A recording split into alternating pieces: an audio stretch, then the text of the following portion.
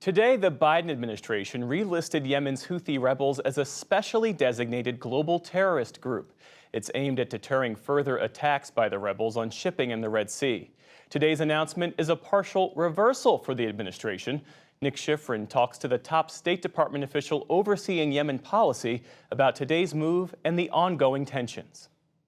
Today's designation follows more than 30 attacks by the Houthis on commercial shipping in the Red Sea and Gulf of Aden, and 3 rounds of airstrikes in the last week by the U.S. and the U.K. targeting Houthi capabilities. Despite those U.S. and U.K. airstrikes, just today, apparent Houthi drones and missiles hit at least 2 commercial ships. Tim Lenderking is the U.S. Special Envoy for Yemen and joins me now. Thanks very much, Tim Lenderking. Welcome back. Thank you for having me. To the NewsHour. Why has the Biden administration relisted the Houthis as a specially designated global terrorist group? What's the practical impact of that? Well, the reason that the Biden administration did that is to try to get at the problem, which is the Houthi attacks on international shipping. And it is not American shipping or Israeli shipping, it is international shipping. And so having a problem of this scope, which is global in its dimension, I mean, bear in mind that, 15% of international commerce flows through the Red Sea and 30% of container traffic. So the fact that the Houthis have struck at ships that affect 50 different countries, we've really made every effort to show that this is an international problem and it requires an international response. Are these just symbolic? The Houthis have been sanctioned for years and it hasn't changed any behavior? No, I don't think it's symbolic. I think it will have direct impact. It will have impact on Houthi finances, on ability of entities to do business with the Houthis. So I think there will be an impact. Why not then relist them as a foreign terrorist organization as the Trump administration did, essentially a higher level designation?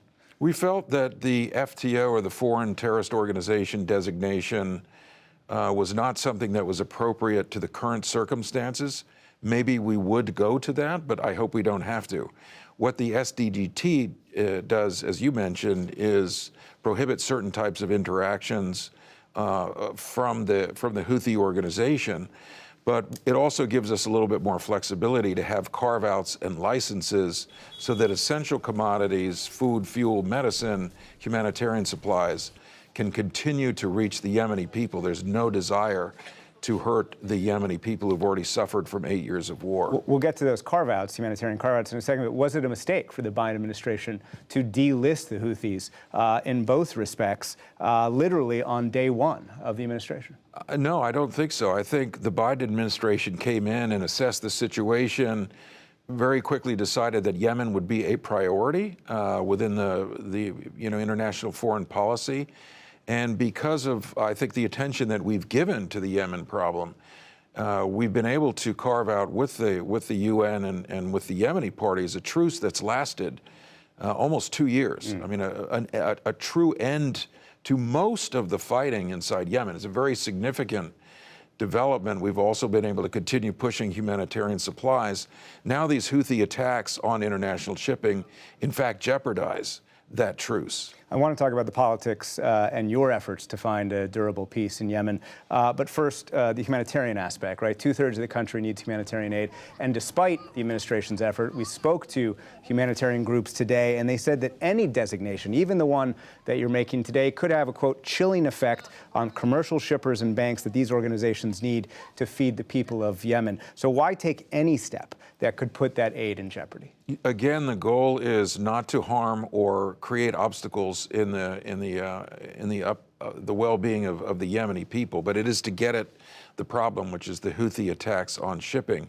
Those attacks are also creating problems for humanitarians. They're driving up shipping costs. They're preventing ships from moving into areas like Gaza, which need desperately more humanitarian assistance. So it may be an imperfect solution, but I think we're trying to get the message across to the Houthis and any other actor that would decide, to carry out its own particular agenda against international shipping, that this is not something that the United States or the international community can tolerate. Over the last week, as we said, the U.S. and U.K. have launched 3 rounds of airstrikes on Houthi drones, missiles, air defense capabilities, the very things that the Houthis have used to attack ships in the Red Sea and in the Gulf. But as we also just said, the Houthis launched 2 strikes at least just today, including on a U.S. ship. So what evidence do you have that these strikes have degraded Houthi capabilities? Well, the strikes that the U.S. and the U.K., in conjunction with other partners, have launched have certainly hit their targets. I think it's the hope of all of us that we're not getting into an open-ended conflict here. That is definitely not the intention of the United States. The United States wants to hit those capabilities that are responsible for the attacks on international shipping. And I think we've been quite disciplined so far about keeping within those very well-defined parameters. But where does this end? I mean, how many rounds of airstrikes do you think you need in order to degrade Houthis to the point where they cannot continue to do what they've been doing on commercial shipping? This won't be a military action alone. I think diplomatic activity will continue, very strong messaging and outreach to the Houthis, see what combination of pressures, incentives will get us back to an ability where the international community can focus on the peace effort in Yemen and move away from this conflict and the attacks on shipping. Could the military strikes have an impact on the peace efforts that you have helped lead from the United States' perspective, which have had a lot of success? Could the military strikes actually imperil that progress? Well, we remain 100% committed to that peace effort. I think we all want to get back to that focus, that whatever else is happening in the region, that Yemen can see an end to the conflict that has dogged it for 8 years. And it's ironic, but the Yemen internal peace process that I described is at its best point in the 8 years of this conflict. We can actually begin to see an end to the war. There's a roadmap to do that the parties have agreed on. So we have to get away from the attacks on shipping and dial that back and get back to a focus on the peace effort in Yemen. And does that peace effort empower the Houthis who, at least publicly, have not shown the willingness to bring the peace that you would like to in Yemen? I think the peace effort will have a moderating effect on the Houthis. In other words, no party in this roadmap, as I describe it, gets everything that they want. And the Houthis are going to have to show compromise. There are things that they want in this roadmap. They have incentive. They're looking for international legitimacy. And I think the roadmap is one way that they would derive that. And I think, the International Committee has been very strongly committed to this roadmap, wants to see it through. Tim Lenderking, Special Envoy for Yemen, thank you very much. Thank you.